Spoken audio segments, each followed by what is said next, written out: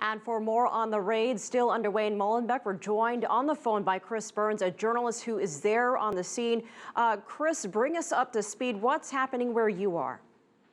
Well, from this standpoint, the police roadblocks have been lifted. A lot of police vehicles have left the area filled with commandos and equipment, some in plainclothes vehicles, vans, and cars. It does seem like the operation, at least from this side of the neighborhood, seems to be completed, though I did see another vehicle go in with more commandos, so they're perhaps continuing their surveillance of the area.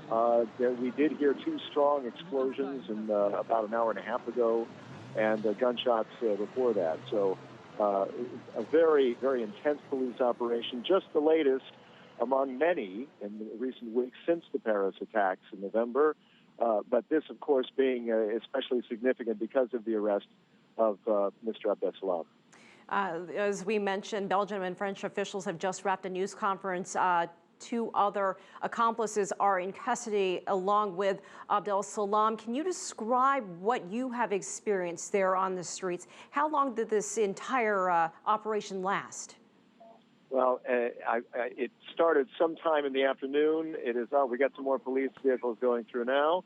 It started in the afternoon, and so it's been, several hours. It lasted several hours.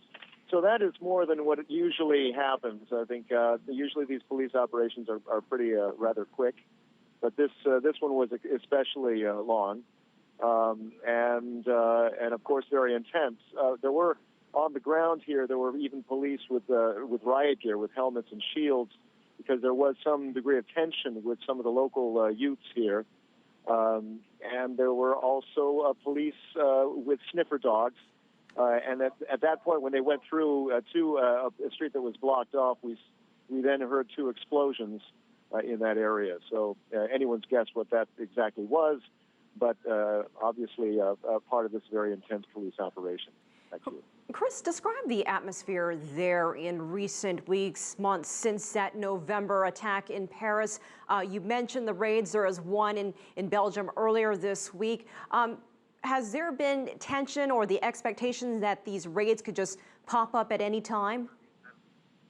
Well, yes, absolutely. I mean, it's been happening even before the Paris attacks. We remember the raid in Verviers early last year.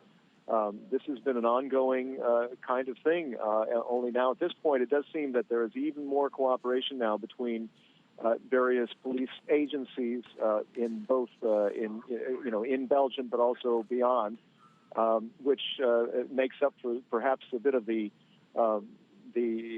lack of cooperation that there was around the time of the Paris attacks. Abdeslam slipped through the police dragnet at that point, among others. So at this point, now there is, if you listen to the press conference just a while ago, they were heralding how much cooperation there is now between police, but also cautioning that this is not the end, that there will be more arrests, that the operation continues, and that the network of extremists who are involved in plotting attacks is quite complex and far-flung. So we could expect more raids like these in the near future.